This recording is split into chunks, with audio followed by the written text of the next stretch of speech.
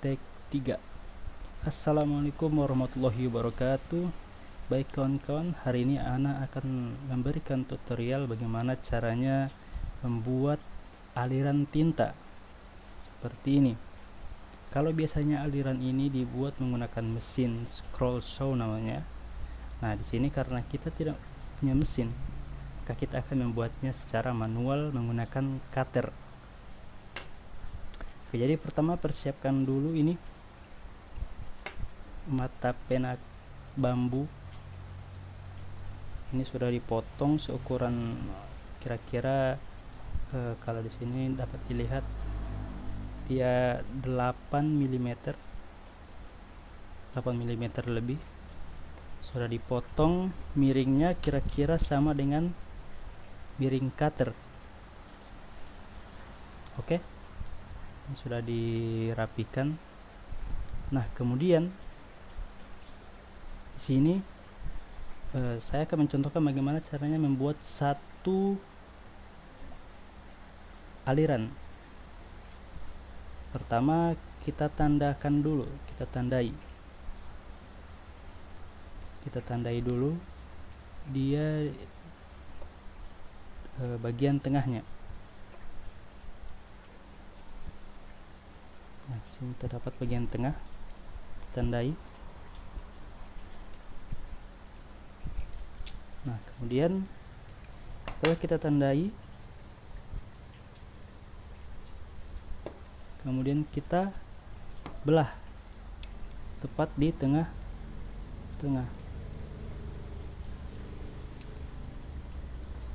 Diletakkan dulu seperti ini. Kemudian kita ketok-ketok pakai apalah, pelan-pelan saja.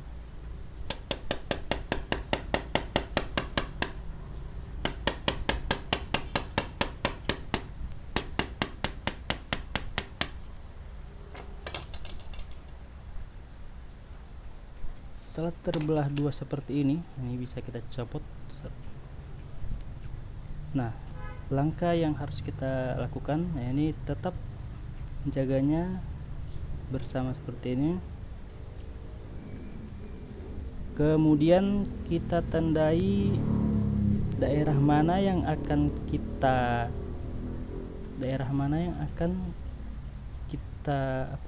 kita raut, dan daerah mana yang tidak akan kita raut sama sekali. Nah, di sini kita akan ambil jarak sekitar 2 cm. Jadi kalau ini kita satukan lagi, kita ambil jarak sekitar 2 cm. 1, 2, maka garisnya akan sampai sini.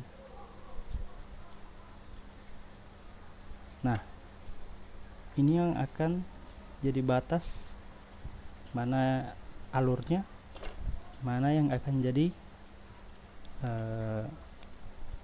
tangkainya, yang akan masuk ke tangkainya. Kemudian setelah kita tandai seperti ini, nah dari sini kita sudah mulai bisa meraut. Cara rautnya pertama lihat titiknya ini,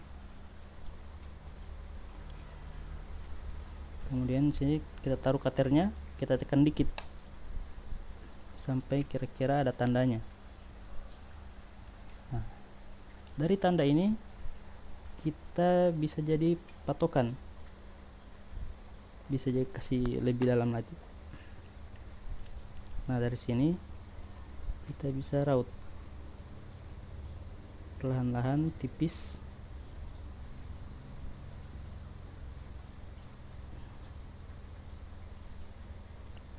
Nah, kita raut. Oke, bagian ini saja, yang ini tidak. Kenapa tidak? Karena dari pengalaman saya, kalau bagian yang nanti akan disambungkan lagi ini kalau kita raut, nanti bambunya tidak akan lagi menyatu seperti ini. Biasanya mereka akan jadi beda. dan itu akan merusak bagian ini. Jadi nanti akan jadi tidak sama rata ataupun jadi tidak lurus bagian ininya, bagian alirannya. Oke. Jadi kita lanjut yang tadi. Nah, ini kan sudah tadi kita raut tipis-tipis dulu, kemudian yang bagian ininya lagi, yang bagian sebelahnya sama seperti tadi, kita tandai dulu, kemudian mulai kita raut perlahan-lahan dari bagian sini. Nah, bisa dari sini, bisa juga dari sini, cuman saya terbiasa merautnya dari bagian sini. Cukup berbahaya, jadi perlahan saja.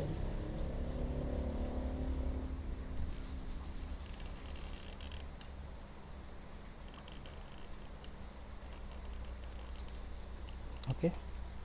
Nah, untuk mengecek ketebalan aliran yang kita buat, bisa kita lihat dengan cara tempelkan.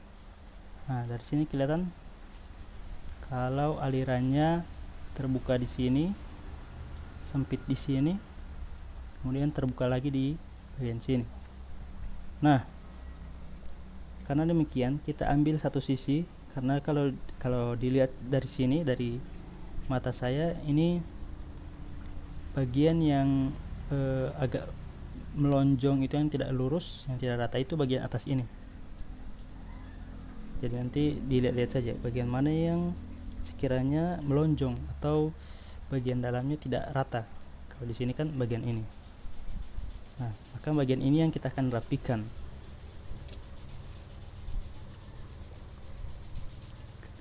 Kalau dia lonjongnya atau tidak ratanya di sini, maka boleh kita mulai merapikan dari bagian ini.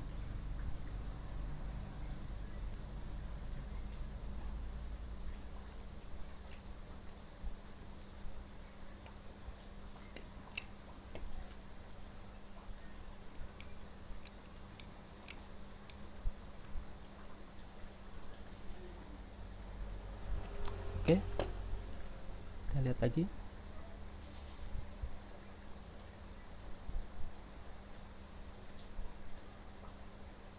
Nah,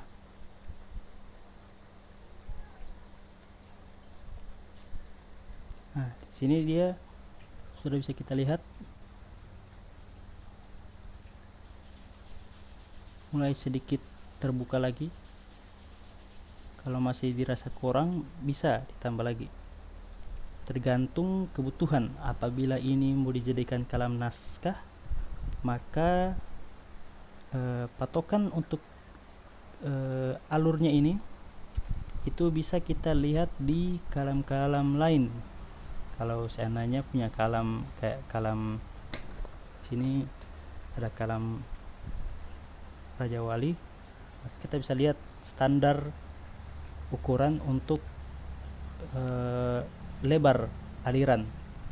Kita bisa ambil contoh dari yang ini. Nah, karena tadi di sini belum mencapai standar itu, maka harus kita poles lagi.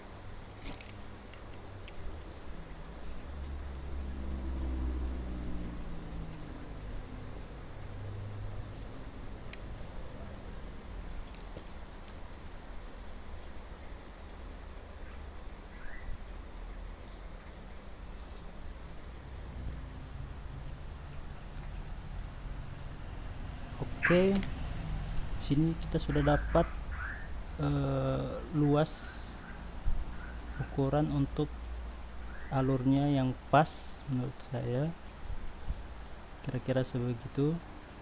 Nah, karena tadi di kalam yang tadi contohkan, nah di bagian bawah sini lebih lebar dari di atas sini, maka kita harus lebih poles lagi yang bagian ini.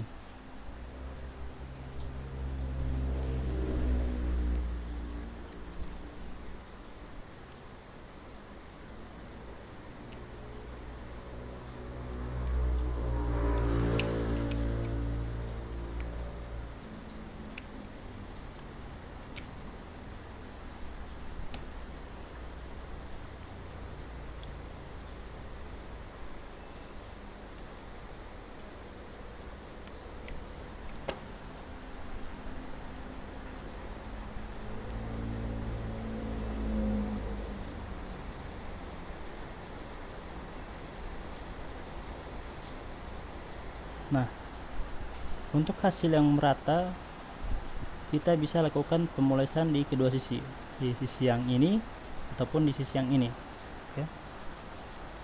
Kira-kira dia akan jadi seperti ini. Kemudian setelah jadi seperti ini, kira-kira yang akan kita lakukan adalah menempelkan mereka kembali. Sini saya sudah menyediakan ini roux glue. Ini biasanya dipakai untuk pipa. Nah, bisa juga menggunakan lem Korea, cuman lem Korea saya sudah kering, sudah membatu. Kita taruh di sini sedikit-sedikit saja.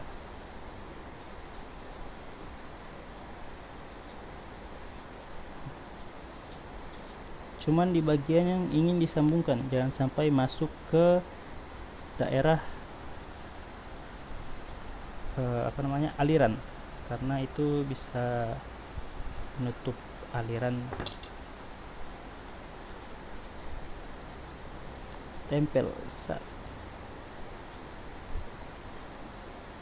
Keutamaan dari lem yang ini, yakni dia tidak mudah kering, maksudnya tidak cepat kering. Jadi kalaupun masih bengkok-bengkok bisa kita rapikan.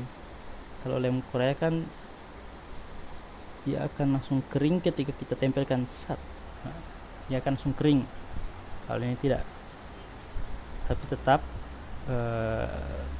tidak membutuhkan waktu yang lama juga, tidak sampai berjam-jam, paling setengah jam.